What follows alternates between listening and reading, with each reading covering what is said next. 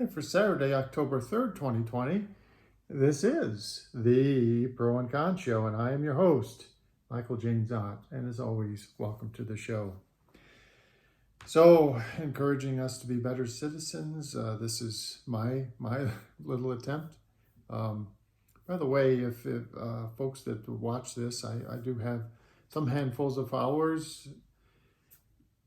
Spread the word if you think any of this makes any sense to you. Apparently, some of you do. You make positive comments and you continue to watch some of the shows. So, but the point is that we have to be better citizens, and so I'm guilty as charged. Okay, very apathetic for many years, and I'm in no way suggesting that I'm perfect or doing all that I can do, or even that these sets of small shows, whatever I end up making 500 of them or something. Well, it's my attempt, my jousting with windmills in the hope that somebody, maybe many people, will one day, look at things in a different way, in a better way, in a way that brings us together and allows us to govern each other or govern for each other in a much better way. So that's the whole idea behind the Pro and the Con Show. And today's show is actually, I call it, subtitled is Consolidation. So it's early October in 2020, and we're suffering from a lot of very important things. There's global climate change. There's this global pandemic going on, which has claimed the lives of, I think, something like 210,000 Americans through today. And 7 million of them are sick, and including the President of the United States and his wife, who have now been diagnosed and are now, from my understanding, having some symptoms and are being treated by a team of doctors, of course, as they should be. And in amongst all this, and we've had economic shutdowns and attempts at restarts and all this other stuff, there's this article that was published by the Los Angeles Times, but it is similar to other articles over the course of years. I'm on this planet 59 years now, and I remember reading periodically through the history of time articles that were similar to this one. Okay, big companies are swallowing up smaller ones. Why that's not good for the economy. Okay. And the title below that says, the trend toward industry concentration has boosted corporate profits, but also consumer prices and income inequity. So I've talked about this in past shows, but this thing where the companies just keep getting bigger and bigger and bigger and bigger, well, why is that? Well, it's facilitated by the fact that we have computers. And computers are very powerful instruments, and they allow people to basically distribute work and monitor work and evaluate work in a much more streamlined way. And the positive of that is, do you want to buy a toaster? Well, you can buy a toaster today, and I would imagine, I mean, I haven't checked recently, but I imagine I could go to Walmart and buy one for $15. Now that's $15 in today's dollars. If I went back to the 1940s and the 1950s and I bought a toaster that was a similar build and like 2 slots for bread and all this other stuff, it might have been more than that in those dollars back then. So it might have been $20 in like $1950, which today would have been, I don't know, $100 or something, or it's some very large amount because of inflation over time. So, the positive of this kind of efficiency kind of stuff is you can buy a $20 toaster today or a $15 toaster. The negative is that people are strapped in a way, and again, so you look back to the 1950s, and typically there was only one person in the household that was working. They earned a wage that was adequate for them to live well and to have housing and to buy a toaster and food and all this other stuff. And now we kind of fast forward, 70 years. And, yes, the household is still there, but very typically now, both the husband and the wife work, and very also very typical is that they kind of struggle to make ends meet with two incomes.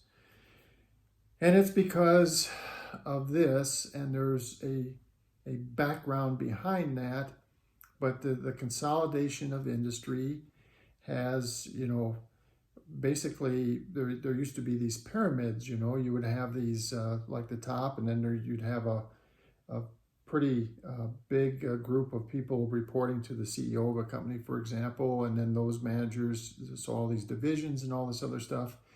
But because of the efficiencies of computers and these kinds of things, the number of people, the pyramid has gotten very skinny as far as the good jobs, and then there's just a bunch of rudimentary jobs at the bottom that, quite frankly, they just find if they can find somebody to do them, and they find them in Mexico, they find them in India, they find them in Africa, they find them in Vietnam, and so on. They get people to do the labor that their business models say it doesn't make quite sense yet to have computers and robots automate. And so you have a very small sliver of people making a lot of money because they are saying, well, we now have this, like Apple, for example, is maybe it is already valued as $2 trillion in the stock market. Wasn't that long ago. It was $1 trillion. That was big news. But, you have these massive conglomerates, these massive companies that have, in the end, hundreds of thousands of workers in some cases. And then that all funnels up to the guy at the top who says, oh, well, that makes me worth whatever it is, $200 million a year in base salary and all these bonuses and all this other stuff. And everyone is missing the point. And I've talked about this in the past as well. How does this happen? Well, it's because of our definition of success. Our definition of success maximize the accumulation of wealth, influence, and power. Well, wealth and influence, right? The head of a big company, make it bigger, make it bigger, and keep jacking up the salaries and the boastfulness. Oh, I'm the head of this company. I'm the head of this company, and I'm worth, whatever, billions of dollars, millions of dollars. This is me. And to facilitate that, because the small sliver of people are the exact same small slivers of people that are running our political parties, by the way. They want to maximize their wealth, influence, and power, so they've foisted this fable on the average worker that and done it through this clever technique of allowing and selling workers in their companies shares of the company at a discounted price. Okay? And so that makes them shareholders. So, this poor guy working on an assembly line somewhere, he's a shareholder, he has 10 shares. Meanwhile, the CEO at the top is being given share grants of, 5 million shares a year or whatever given to him, okay? Well, the guy down on the assembly line, he's got 10 shares. He's a shareholder. So the whole propaganda thing then about maximizing the value and doing things for the shareholders, that can ring true. So it's all part of the same propaganda story that they have very effectively put in place and kind of hidden the truth from the typical worker. And the reality is that we have the wrong definition of success: accumulation of wealth, influence, and power. And that has brought about the wrong definition of the goals of our companies, which the number one goal you'll hear, and this went wildly across all industry. I remember 20 or 30 years ago, shareholders. We do our work for the shareholders, number one. Customers, number two. Employees, number three. Okay, that's the hierarchy of the goals and the incentives. Well, why is that? Well, it's because of the structure that I just described. And the workers kind of mostly bought into it because, again, very cleverly, that's the right word, very cleverly on the part of the leadership team of these companies, they said, oh, well, we'll discount these shares and we'll let the employees buy them at a 20% discount. And they're thinking they're getting a great deal because they're buying shares at 20% discount. Well, what we're really doing is we're making them shareholders.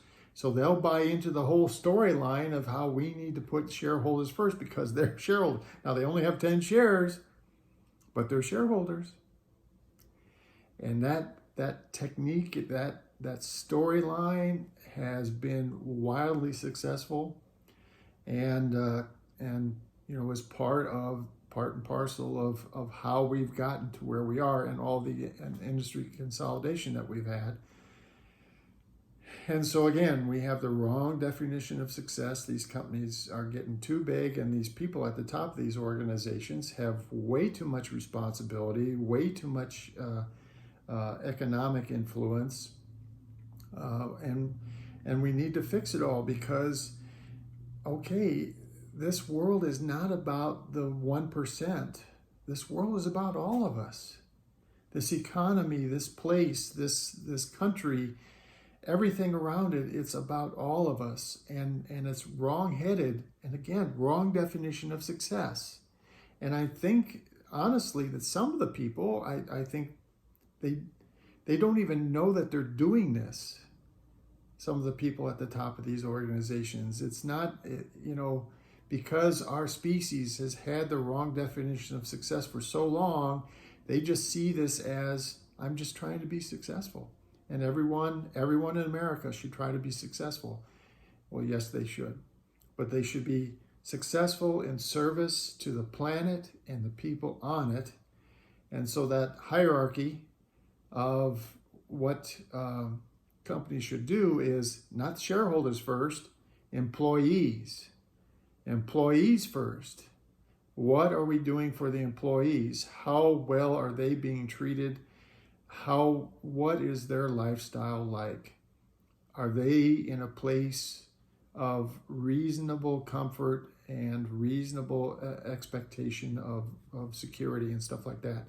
Customers, and then, okay, shareholders number three, okay? But the employees, if we had the right definition of success, the employees would be number one, and they should be. And everyone out there, whether you're an employee of the company or the head of a company, and some number of companies, they do treat their employees as number one, but it's few and far between. The vast majority of companies, especially ones that get any size to them, they fall underneath this umbrella of saying the shareholders are the number one thing here. And I just want to read just a little bit from this article. So Rudy Heimark started hauling beer in the 1930s, and he drove a lone truck, and then and he was first delivering beer to actually Army troops training under General Patton, so back in the 30s and 40s, okay? And from that modest, dusty beginning, he and his family built a monument to American entrepreneurial spirit. It was called the Triangle Distribution Company, and it's headed to the dustbin of history. So on a week ago, its 80,000 square foot warehouse in Santa Fe Springs, a fleet of 35 semi-trailer trucks, and 1,800 employees will be swallowed up by Anheuser-Busch, the world's largest brewery. And most of the company's 100 or so workers will be absorbed into Anheuser-Busch's workforce of 18,000. And at the very beginning, you would say that's probably fine. But what you're going to very quickly see is those workers almost certainly there's going to be job losses, layoffs. There will be degradation in benefits because this is the American way. And currently, and exactly why this is a big problem. And we're under this economic pressure right now. So the Triangle Distributing Company, they might have never sold, or they might have continued on. It might have been handed out from generation to generation for an extended period. You know, a good, solid family business that would have their 100 workers, and those workers be treated like they would be in a family business, hopefully with the workers themselves being a high priority. But now it's not going to happen, and it's because the pandemic and the associated economic downturn is putting all kinds of pressure on many small businesses, and they're closing or they're selling out to larger businesses, and all that's doing is swallowing up the good jobs, the owners and the managers and stuff in this area. They're all going to be gone. And all that's going to be left is some truck drivers and stuff like that, warehouse people. And then, you know, depending on Anheuser-Busch internal stuff, which they probably have a lot of automation and stuff like that, a lot of those folks will be gone. And their wages and their benefits and stuff will be under pressure. So we need to fix it. And fundamentally, if you remember what I was talking about a few minutes ago, fundamentally, to fix it, all of us have to change our definition of success. We have to change that in our own lives, and then change it in the way that we view other people, CEOs of companies and stuff like that. We need to say, hey, you have the wrong definition of success. Change it, okay? Service to the planet and the people. That's the success. And ultimately, if you do that, you're going to see that step by step, these companies are not going to grow as big. They're going to actually disseminate into smaller companies, and there's going to be a rebirth of quality jobs, and a rebirth of decent pay and decent benefits in exchange for that hard work and labor of the typical person. But only in the end, only when all of us, a very significant portion of us, say enough is enough. Enough is enough. The definition of success is service to the planet and the people on it. So, Mr. CEO, I'm sorry, you're $200 million. How does that, you're not successful. Until you show me that your employees have significantly changed in their lifestyles and in the benefits that they have for working for your company, you're worthless. Sorry, I spit on your Ferrari. It's not doing anybody any good. Okay. For the Pro and Con Show, my name is Michael James Ott, and until the next show, bye for now.